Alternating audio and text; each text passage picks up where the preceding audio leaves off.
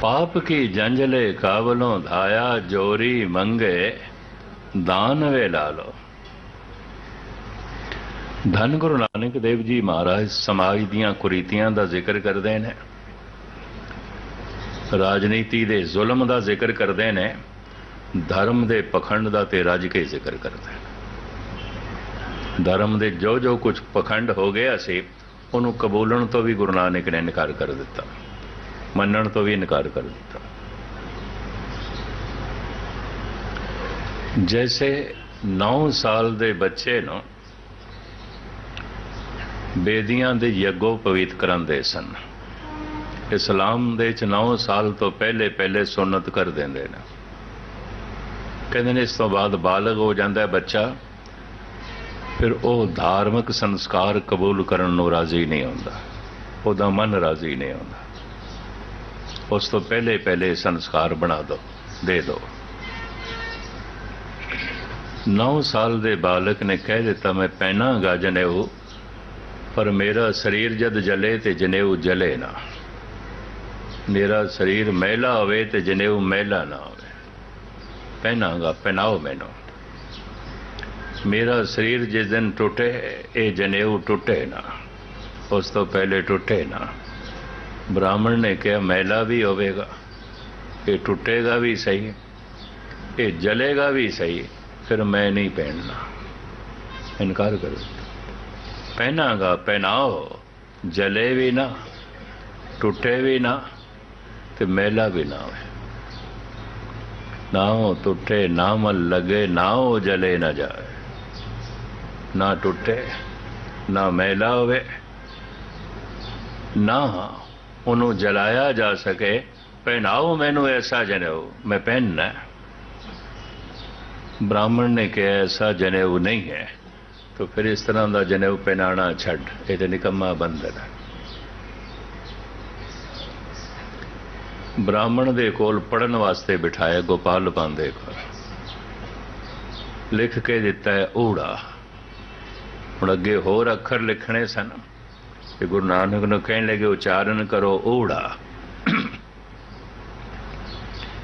इस तो भाषा विभाग जिहड़ा पंजाब गौरमेंट का भाषा विभाग है, उन्होंने अनुमान लाया है लिपि बहुत पुरानी है, गुरु नानक तो पहले दी है। ये कुछ पुख्ता सबूत भी मिले ने। 1500 साल पुराने खंडर ताशकंद और उज़्बेकिस्तान दे बलख बुखारे दे जिहड़े मिले ने, उत्थे यही लिपि लिखी हुई है। भाषा उन्हां दी अपनी है उधर दी, लेकिन लिपि यही है।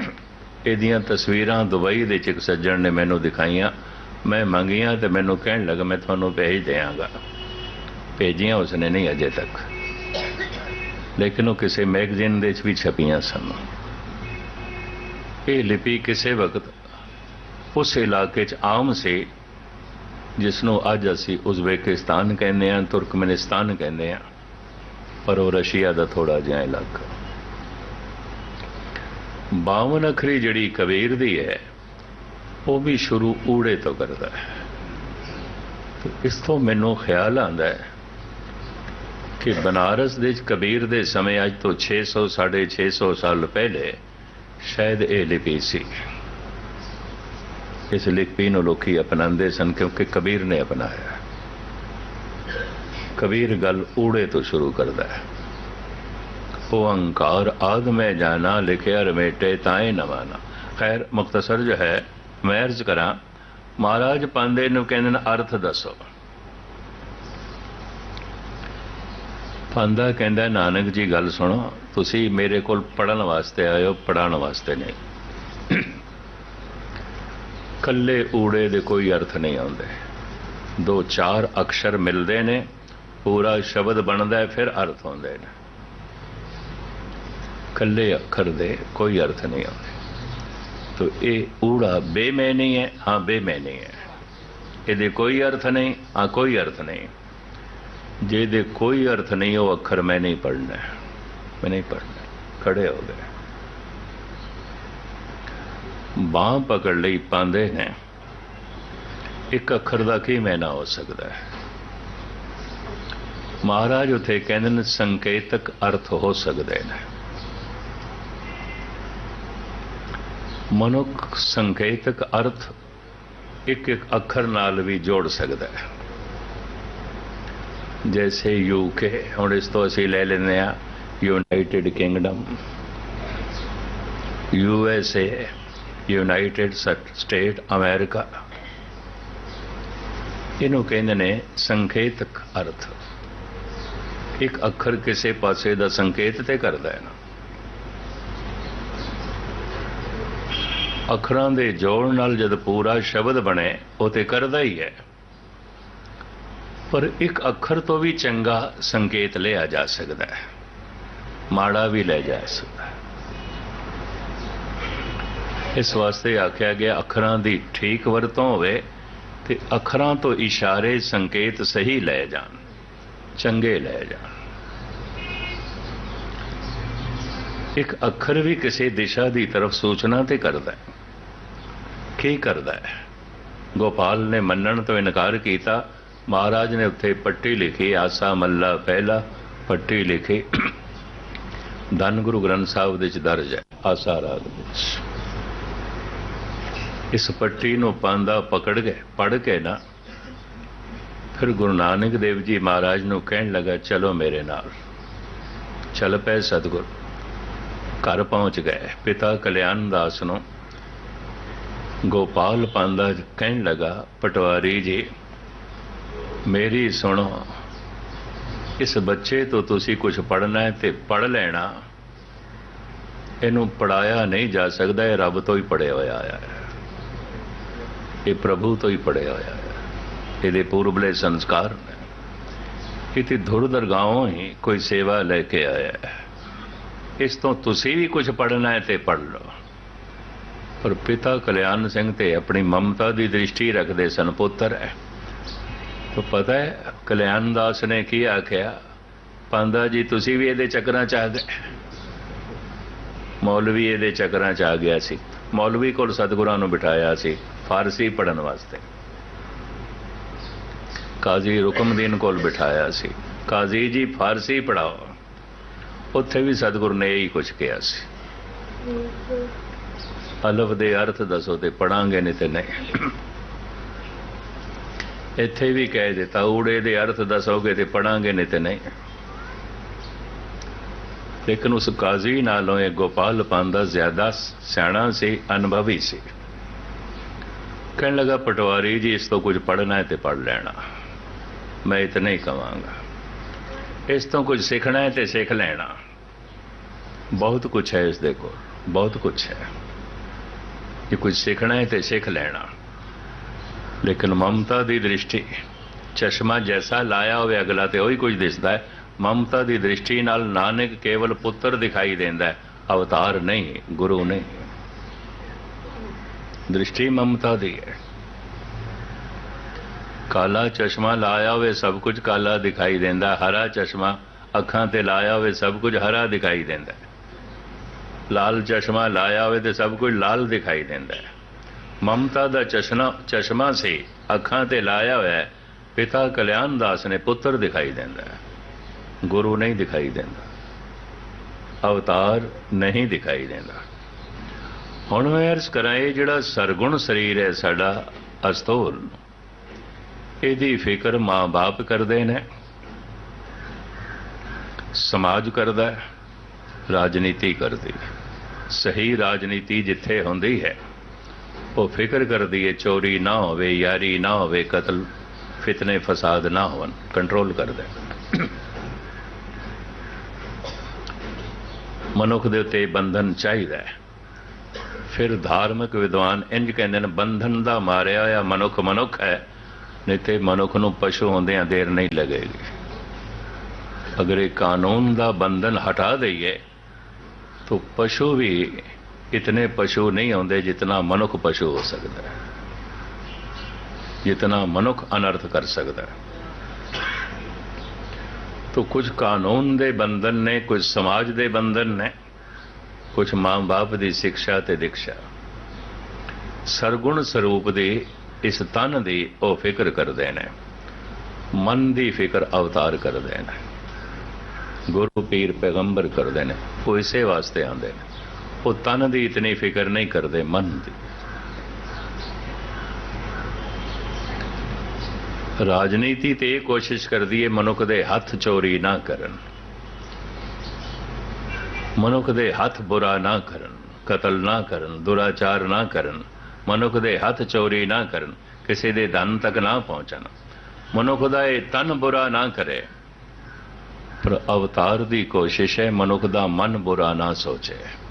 मन अपने ते बुरा मिटाना, एखे सगल श्रेष्ठ साजना।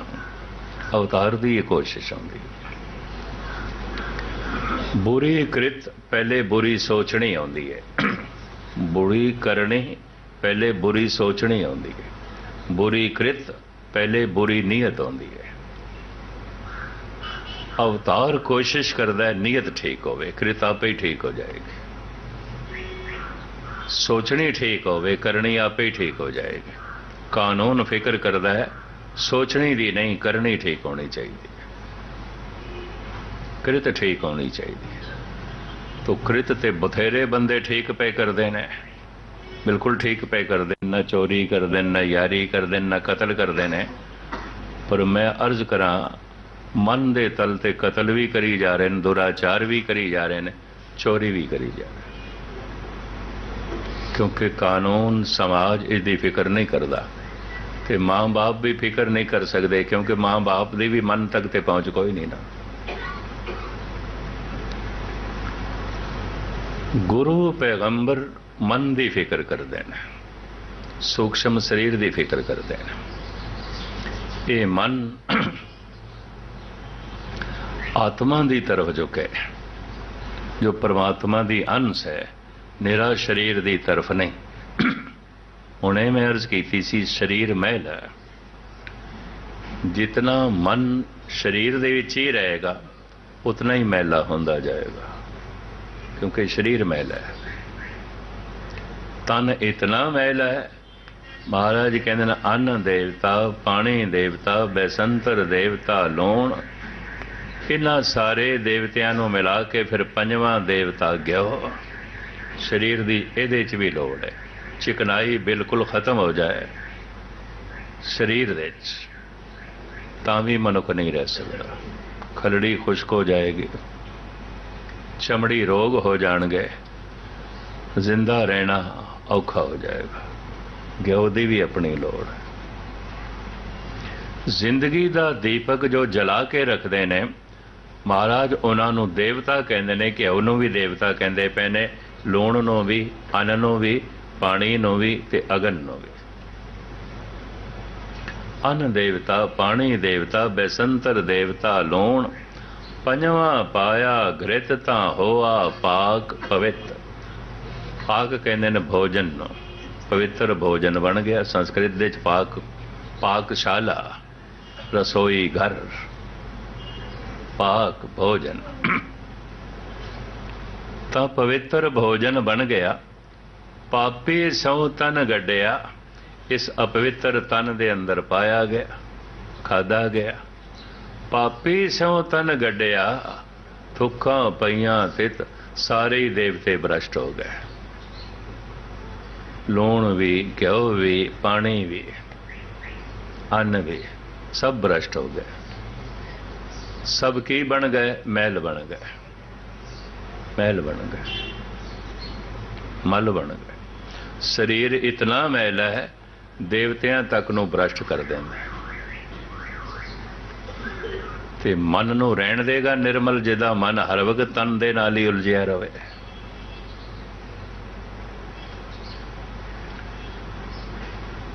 ये धर्म की साधना है, कथा कीर्तन, इस वास्ते मन जरा तन तो हट के आत्मा की तरफ जाए।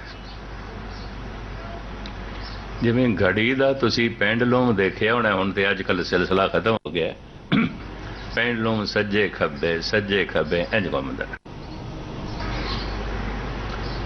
तो उहदे नाल घड़ी दी फिर सूइयां चलदियां।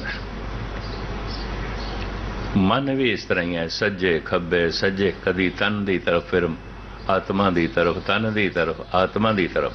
पहचान की होवेगी? अंदर माड़े ख्याल चलन ते समझ लेना मन हुण तन की तरफ है। अंदर चंगे ख्याल चलन तो समझ लेना हुण मन आत्मा की तरफ है। पाठ करदियां भी अंदर माड़े ख्याल चलन तो समझ लेना मन तन की तरफ है। बाजार दे च बैठिया भी कोई चंगे ख्याल चलन तो समझ लेना मन हुण आत्मा की तरफ है। कहते ने 99% अमृत वेले मन का झुकाव आत्मा की तरफ होंदा है। उस वक्त गुरबाणी दे पाठ का जोर का धक्का इनू मारीए, वाहिगुरु वाहिगुरु दे जप का जोर का धक्का मारीए, नेड़े ते है आत्मा च लीन हो जाए, लीन हो जाए, परमात्मा रूप हो जाए।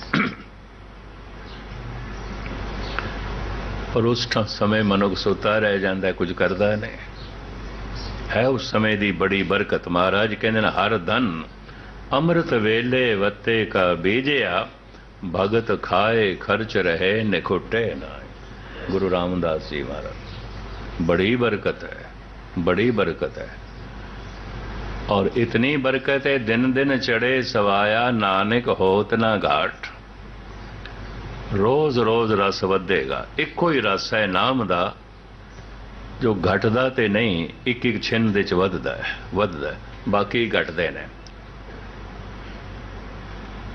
कुछ भी रस जो इंद्रियां दा है, कन्ना दा, अखां दा, नासका दा, रसना दा, खलड़ी दा, सेवन करदियां करदियां, बार बार करदियां करदियां, लगातार करदियां करदियां रस घट जाएगा। वो तो कुछ दिन नागा पाना पैगा तां जाके फिर वो कोई रस पैदा हो सकता है, नहीं तो नहीं, नहीं तो घट जाएगा। एक कोई रस है परमात्मा दे नाम दा जो छिन छिन दे च वधेगा, वधेगा। दिन दिन चढ़े सवाया, नानक होत ना घाट। रस घटेगा ते नहीं, वधेगा, वधेगा, वधेगा। एक चंगा तार्किक मैनू कहन लगा, ये धार्मिक लोग मैनू बहुत झूठे लगते हैं। मैं एक कारण कोई प्रमाण तो होवेगा तेरे को? कहंदा 150 टीके ने गीता दे, एक टीका दूजे नाल मेल नहीं खाता, ते 50 टीके ने जपजी साहब दे, एक टीका दूजे नाल मेल नहीं खाता। इसदा मतलब सारे ही झूठे ने। मैं कहा किस आधार ते तू सारिਆਂ ਨੂੰ झूठा कह रहे हैं? ਤੇ ਮੈਨੂੰ ਕਹਿਣ ਲੱਗੇ किस आधार ਤੇ ਤੁਸੀਂ ਇਹਨਾਂ ਸਾਰਿਆਂ ਨੂੰ ਸੱਚ ਕਹਿ ਸਕਦੇ ਹੋ? ਤੁਹਾਡੇ ਕੋਲ ਕੀ ਆਧਾਰ ਹੈ? बड़े बड़े तार्किक मिलते हैं, बड़े तर्कशील मनुख मिलते हैं, हैरानगी हो जाती कई दफा। कहता है ठीक है, मैं ये तर्क दे सकदा किसी भी बोल का एक अर्थ हो सकता है, 50 नहीं हो सकता। ये 50 दे 50 टीके आपस दे मेल नहीं खाते। 150 टीके गीता दे ने मेल नहीं खाते। विनोबा भावे ने भी किया, लुकमानिया तिलक ने भी किया, आचार्य रजनीश ने भी किया है गीता का टीका, स्वामी रामकृष्ण ने भी किया है, गर्ज के बड़े बड़े विद्वाना ने किए टीके। एक टीका दूजे नाल मेल नहीं खाता। जपजी साहब का टीका कवि संतोख सिंह जी ने किया है, भाई वीर सिंह ने, प्रिंसिपल साहिब सिंह ने, फरीदकोटीए विद्वाना ने, पंडित तारा सिंह नरोत्तम ने, निर्मलिया के उदासियां के टीके, बेशुमार टीके ने। फिर जपजी साहब का टीका संत विनोबा भावे ने भी किया, आचार्य रजनीश ने भी किया, स्वामी कृष्णानंद ने भी किया। इन्हों के टीके भी ने। एक टीका दूजे नाल मेल नहीं खाता, नहीं खाता। मैनू कहने लगा सारे गलत ने, किसी भी एक बोल दे 50 अर्थ नहीं हो सकते। जब मैं इतना किया किस आधार से तुसी सारिਆਂ ਨੂੰ गलत साबित पे कर दे, मैनू कहने लगे किस आधार से तुसी सारिਆਂ ਨੂੰ सही साबित करोगे? किवें साबित करोगे? मैं थोड़े सामने रखन लगा जो उस महापुरुष नाल विचारां होईयां पता नहीं उहदी पकड़ दे च आई कि नहीं, क्योंकि उहदा चेहरा दसदा पिया सी उहदी पकड़ दे च नहीं आई। कारण संसार दे च एक चीज़ नूं बार बार रिपीट करिए, बार बार पुनरुक्त करिए, रस घटदा है, रस घटदा है।